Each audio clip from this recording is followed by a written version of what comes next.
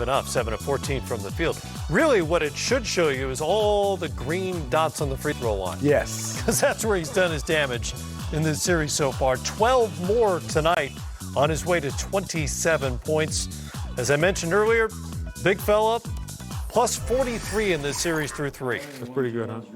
We will get the question started with Crystal Soltas. Hey, Joel. Congratulations on the win. What part of your identity as a team is the way that you respond through the adversities after the loss in game 1? Now you lost Danny Green through the game. What it means that when the way that you want to now? I mean, we're resilient. We got a lot of weapons. Got a lot of guys that can play. But Danny's a big part of what we've been doing all season, so I hope we get him back, as soon as possible. But it's the same mindset. We gotta, keep it going.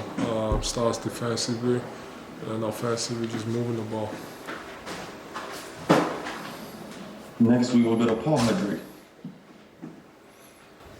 Hey, Joel.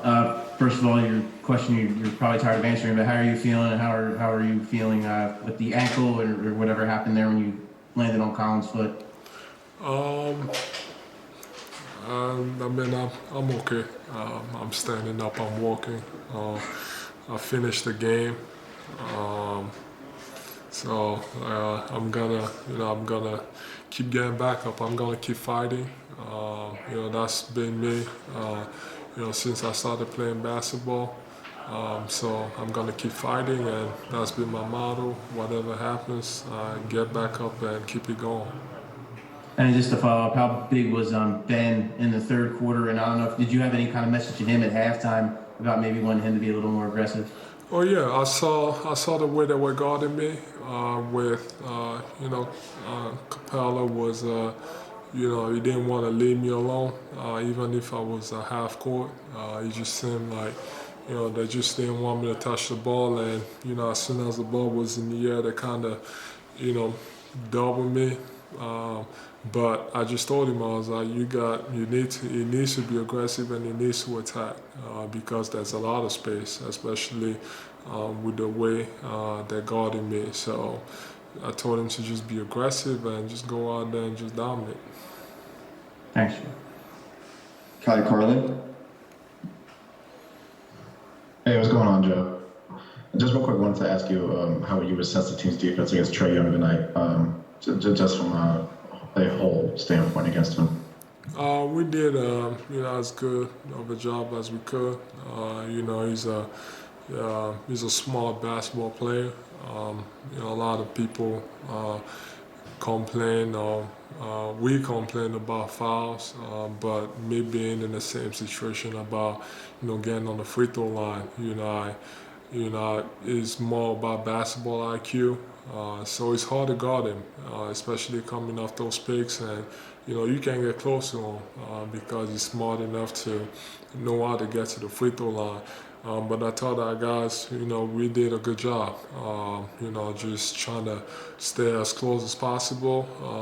And me in the pick and roll, just making sure I have to worry about, the roller, and then also making sure they don't get easy shots. That's tough to do, especially because his favorite shot is also the floater. But I thought we did a good job on them. Thanks, Joe. Keith Pompey.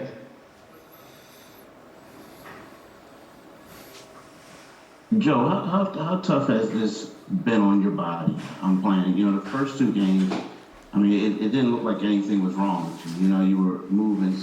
It just seemed like this game in the second half, you can just tell that you were laboring. But like you said, you could tell that you wanted to stay in there and win the game for your team. How tough has this been, and what do you have to go through to just get on the court and play?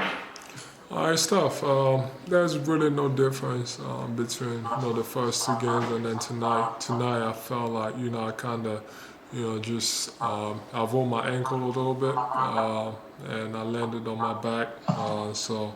But when it comes to the knee and the torn meniscus, it's not easy.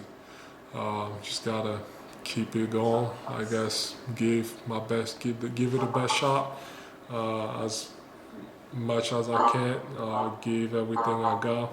And, but, as far as, getting ready to play basketball, it is tough, but that's my job. I gotta get a lot of treatment, I gotta lift, gotta do whatever is necessary to make sure that happens. And Joe, there was once a time when, you would get double and triple teamed, you would pass out, things didn't always go right, and then all of a sudden you're like, hey, forget it, I gotta turn and face and shoot. It seems like in the first half, you had 10 points, you only attempted 3 shots, but just talk about the poise you had and just making all the right plays. It wasn't about scoring. It was about sticking with it this time. Oh yeah, I mean, one team's not gonna guard me that way. They're not gonna leave me alone, and they're gonna come as soon as the ball is in the air towards me. That means one of my teammates is open. I've come a long way, but I feel like this year, the game might just slow down for me. The way I see the floor is completely different than previous years. Some nights it's gonna be good. Some nights I'm gonna turn the ball over. Just gotta be consistent. And tonight was one of those nights where guys, a lot of credit goes to my teammates. I don't get those assists if they don't make those shots or if they don't finish those layups. But I just gotta, in those situations I don't get rushed anymore. I just try to make the best play possible, and and even if I gotta get a shot up for myself, there's so many ways I can do it, even while being double teamed, and I feel extremely comfortable shooting over double teams. Thank you. Next, we go to Dave McMenamin. Joel, you and Ben hooked up for that alley-oop about midway through the third quarter. Did you think he had that passing angle the whole way when you dove? And is that a product of the chemistry you guys have been able to build over the years playing with one another? Oh yeah, for sure. We can definitely read it. We've kind of run that play a lot in the past, but it was more when I was setting a screen for him. But we've been playing with each other for so long that we know each other. He knows me, he knows where I need the ball, and I also know I can get him open. So it was a good pass, and I just did my best to finish it.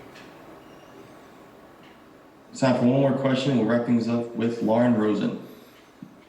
Hey, Joel. Ferk's 14 points tonight are his new playoff career high. Can you tell us a little more about the lift he gave you guys, especially in that first quarter? Oh, it was huge. We got that early lead because of him. Him coming on the court and carrying the bench, and he was huge. And even the second half, every time they seemed to make a run, he hit a big shot. Whether it was a 3 or whether it was a layup, so it was huge for us. And we got so many weapons. You don't know who's gonna get hot one night. You got the other night was Shaq, tonight is Ferk. But I just hope that we all put it together. Tonight was one of those games where I just felt like everybody that got on the court did their job. Dwight was great, coming in. Creating second chances. Tobias was amazing tonight too. Perfect. All right, Joe, thank you. Yep. Joel Embiid did it all. In fact, he's the subject of the assist of the night presented by State Farm. And why not when you're triple teams? Find a teammate at the rim. Is that an assist or is that a shot? Smitty, what you got?